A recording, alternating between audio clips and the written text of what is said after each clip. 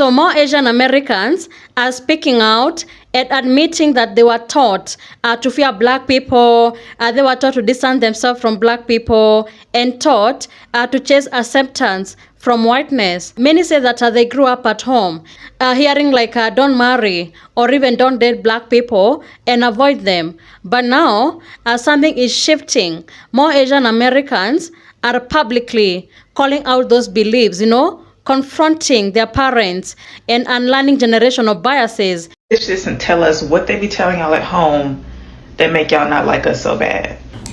I first became aware of my mom's anti-Blackness when I started kindergarten, and it mostly centered around avoiding interactions with Black people and not allowing me to be exposed to anything that she considered Black culture. So if we were walking and she saw a Black person, she would pull me closer to her. If we were in the car in a parking lot and saw a Black person in the parking lot, she would make a point to lock the doors, and I wasn't allowed to listen to rap or Michael Jackson or Tina Turner. And she was hypocritical about that, because I wasn't allowed to listen to Cyndi Lauper or Madonna either. She would call it trash music and say that it was going to be a bad influence. But if it was a white artist, it was not racialized. It was only when it was Black artists that it was racialized. And another thing that I think is kind of typical is, as a musician, there were a lot of Black artists whom she respected and enjoyed, but she would always say that one Black artist is the exception, the rest are bad influences. When I went to school, if I came home and said I made a friend, her first question would be white or Black. And that drove me nuts, because in preschool, I dealt with a lot of bullying and discrimination because of being Asian, so it didn't make sense to me that she wanted me to turn around and do that very same thing to my Black classmates, whom she knew nothing about, on the basis of their skin color. And when I wouldn't stay away from my Black friends, she would resort to making up justifications as to why it was harmful for me. She would say they're going to hurt me and they're going to be a bad influence because they fight and they swear and they're not good students. And of course, none of that was true. And in my household, it was not physically or emotionally safe to voice your opinions, but about that I would, because it literally angered me. And then she would resort to physical violence. And that sealed the deal in my mind that prejudice is purely irrational, because none of her claims had any basis in reality, and that's why she had to resort to physical force. Unfortunately, I think that when parents resort to intimidation and violence to instill prejudice in their children, a lot of times it works. But I was very lucky, because the principal of my elementary school was a Black woman who implemented a program called Students Educating Each Other About Discrimination. And that wasn't centered on racial discrimination, it was about discrimination in general. But in that program, we learned to have discussions about discrimination and to identify it and disrupt it. Which at that age just means if you witness discrimination, say it's discrimination and articulate how you know that it's discrimination. So from learning that very powerful tool at school, I was able to identify that what my mom was doing at home was wrong. Additionally, the principal was a Black woman, so I had a Black woman in a position of leadership as a role model. And in my school district, she wasn't a token. They really valued Black leadership, from teachers to administration, guidance counselors, all the way up to superintendents. And so I was surrounded by Black role models who made me see that reality did not line up with what my mom was trying to teach me. The straw that broke the camel's back was sometime around the ages of between 7 and 9, I was planning a birthday party, and I told my mom that I want to invite my friend Keisha, which I knew was going to be an issue, but I thought I would try. And she said no, and I said, fine, then I don't want to have a birthday party, and she made me have the birthday party. So now that felt like that's not only cruel to me, but that's cruel to my friend Keisha, whom you don't even know because you refused to meet her. Shortly after that, we were walking in the mall, and my mom did this thing that she often did, which is she sees Black people minding their own business, and under her breath she mumbles a derogatory term in Chinese for Black people. And I remember I pulled back on her hand and faced her, and I said, they are not doing anything. You don't know them. The next time you do that, I am going to go up to them and I'm going to tell them what you said. And believe it or not, the fear of exposure by me actually made her tone it down, and she stopped doing that in public. Fortunately, my mom did not live and die that way. In later years, she came around to seeing and later openly admitting how wrong she was. In her older age, one of her best friends really was Black, and my mom admitted to her friend what her previous attitudes had been and why. And from those conversations, I was able to gain some insight as to what my mom's motivation was for her anti-Blackness. Because I think most people feel, since Asian Americans also are harmed by white supremacy, how does it make any sense for Asian Americans to be anti-Black? My mom spent most of her young life in Hong Kong when it was under British occupation, and then in the 1950s, she came to the United States when she was 16 years old. Generations before my mom, her family had been living in and doing business around Shanghai, Hong Kong, and Macau, which were French, British, and Portuguese occupied areas. So she was heavily indoctrinated into anti-Blackness in Hong Kong, where she had no exposure to Black people that would have shown her a different reality. And furthermore, what she was indoctrinated into is the idea that an Asian can elevate their status in white spaces by aligning with white supremacy, which includes aligning with anti-Blackness. So I think what my mom was doing with me is that from a young age, she saw that I was having a hard time as an Asian American assimilating. So she felt that if I associated with Black classmates, that would make assimilating into white spaces even harder. And she was concerned that associating with Black classmates would negatively impact my status in white spaces. Well, we all know with me that the outcome was I understand very clearly what spaces I want to be part of and what spaces I don't. So my mom was really proud that she was westernized. She was proud that she spoke English without an accent, that she was very well versed in European culture, and she actually looked down upon my dad for being what she called traditional and therefore backwards. Right, so where was my dad in all of this? My dad grew up in Taiwan, where he had no exposure to Black people, but he also had very little exposure to Western media. I think when he came to the United States, he was a bit uncertain around Black people because of the lack of familiarity and the slight media bias, but it only took a very little being around Black people to see that prejudice is irrational and that it serves a white supremacist agenda that he doesn't want to uphold. As I said before, in my household, it wasn't physically or emotionally safe to voice opinions that differed from my mom, so I do understand why my dad didn't speak up when my mom was being anti-Black. He had a hard enough time keeping my brother and I safe. However, what he would do is, when it was just my dad and I, he would make sure to teach me or give me resources about accurate Black history. So, for example, a lot of my mom's rhetoric surrounded musicians, so my dad would teach me about Berry Gordy, Chuck Berry, Marian Anderson, Jesse Norman.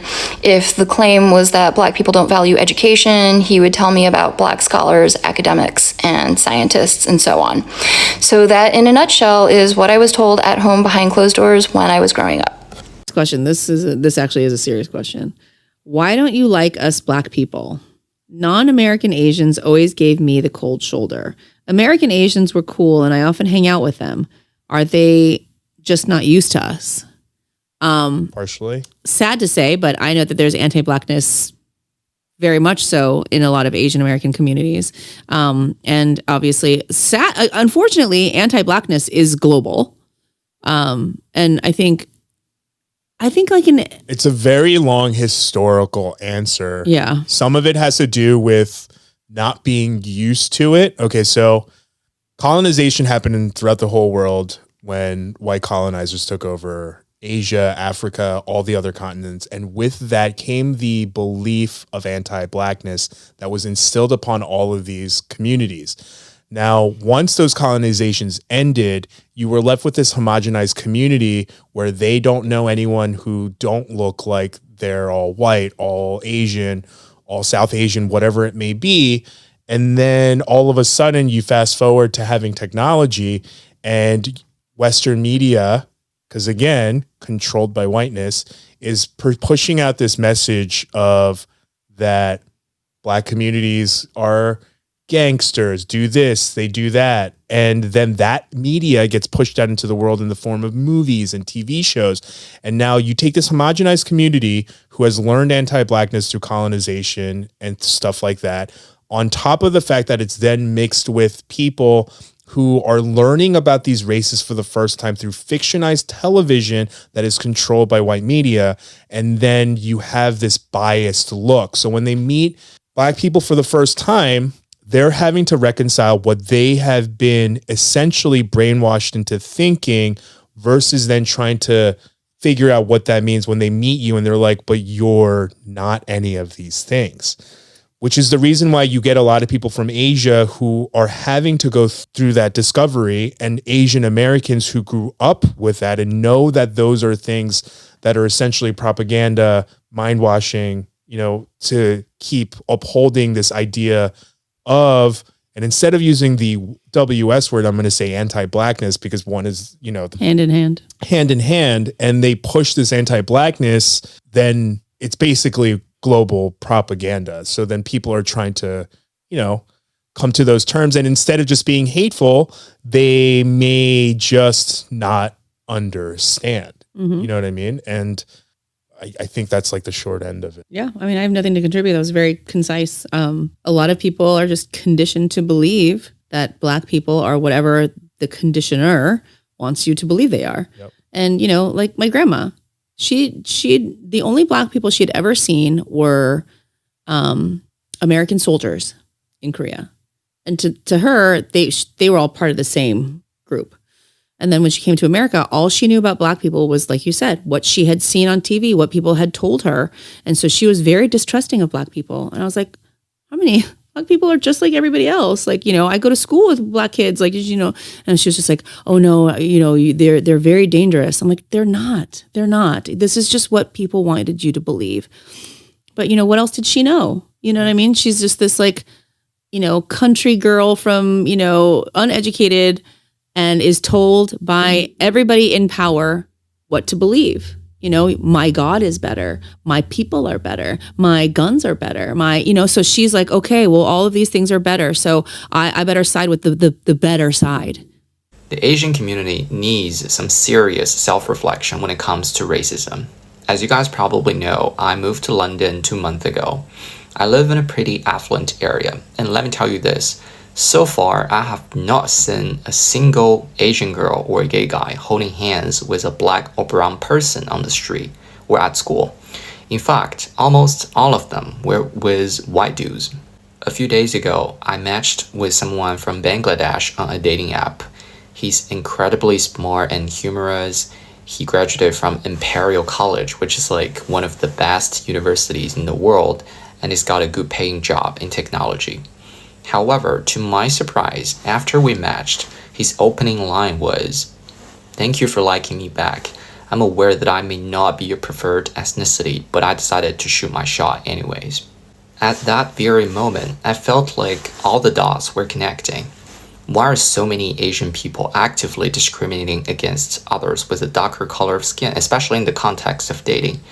By the way, I'm very fed up with excuses like race is highly correlated with socioeconomic status. Well, in London, which is very racially diverse, by the way, there are so many super accomplished Black and brown people in banking and technology.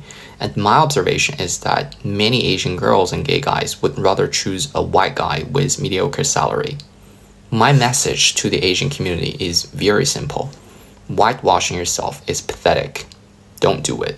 To the Asians that are still bending over backwards for white acceptance, what has it gotten you? You guys got rid of affirmative action, and now we are not getting into top universities at the same rate that we used to, but when affirmative action was still a thing. Our elders were getting beat up in the streets during COVID. Did you having a white husband stop that from happening to your mom? Some of y'all made that shitty fusion cuisine and put strawberry in matcha, and now the white people really like it. And our food costs way too much. There's a matcha shortage. The colonizers are looking at ube now. They're trying to bulldoze Chinatowns across the nation. And your white husband is still gonna cheat on you when you have a baby and he finds a younger Asian woman. Your kid still doesn't have blue eyes. Your kid still has brown hair. What has it gotten you? What has this house servant mentality gotten you, gotten your family, gotten your community? I get that you feel better than other Asian women. I get that you feel like you're prettier, smarter, more accepted than Asian women like me who don't choose to do those things. But you're not even getting paid for waiting around in H Mart waiting to help a white person find Asian groceries. Please move out of the way. I'm trying to get my chicken feet here. Oh yeah. And what has voting for Trump personally done for you?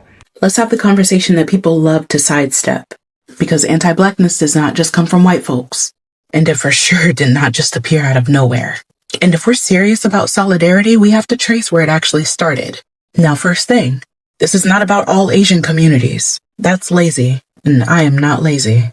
But when we talk about patterns, we're talking about systems. And the system made sure that anti-Blackness wasn't just exported, it was globalized. See, when European powers colonized Asia, They didn't just take the land, they also imported hierarchy. They pushed the idea that lighter skin meant civility, wealth, purity, and darker skin was poverty, backwardness, and danger. And that colonial script seeped deep, from India to the Philippines, all the way to Japan. Skin tone became the ladder, and whiteness was always at the top.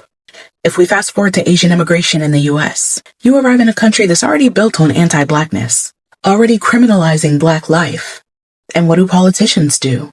They dangle a deal. If you distance yourself from Black people, we'll give you a seat closer to whiteness.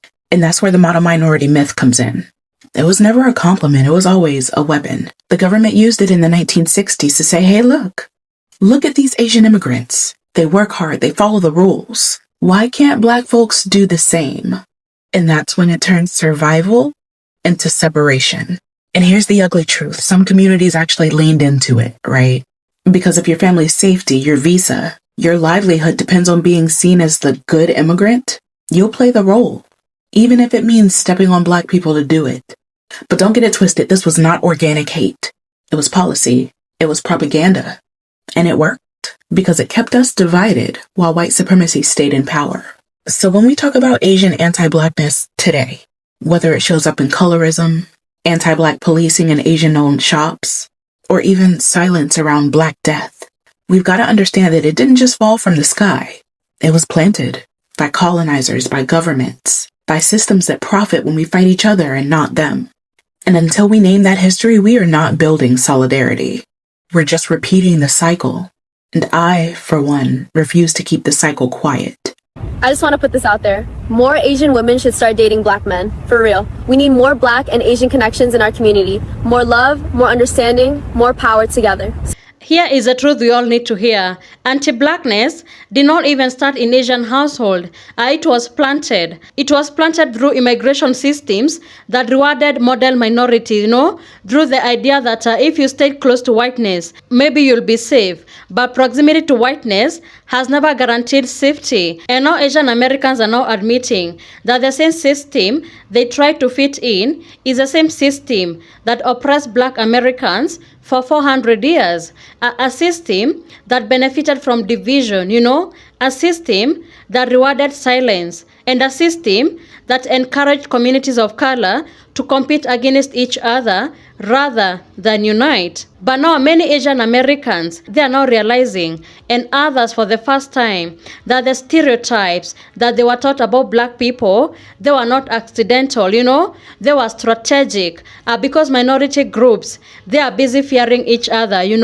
distracting each other, and staying separate from each other. They are too divided to challenge the real power structure. And this is why so many Asian Americans are now stepping out and having uncomfortable conversations at home. They are challenging their parents' belief. They are speaking publicly about the shame they feel, judging Black people based on lies they had when they were children. And they are now acknowledging how anti-Blackness shaped their dating structures, from friendship to marriage to the sense of identity, and even their silence during moments when Black people needed allies.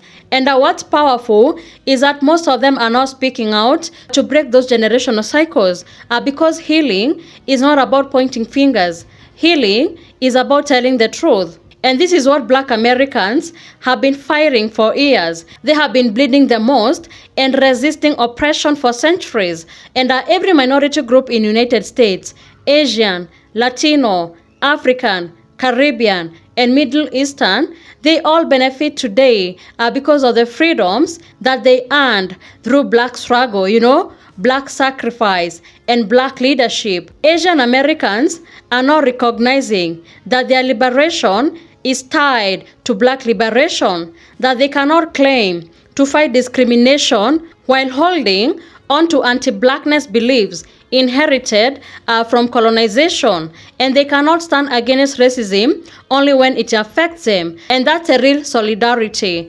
We are now in a moment where communities are starting to understand that anti-Blackness is not just a Black issue, but it is a global issue affecting every society that was touched by colonization, because colonization created hierarchies it created colorism and the idea that some minorities should be closer to whiteness than others. But now that old mentality is dying. Asian Americans are choosing courage over comfort, truth over tradition, because the future of America and the future of all minority groups in America will not be built on fear of each other, but understanding, accountability, and unity. So to the Asian Americans who are speaking out now, who are being accountable, thank you for challenging what you are taught and choosing to stand with Black people instead of staying silent. So thank you so much for tuning in.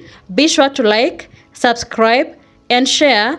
Have a good one. I'll see you in the next video.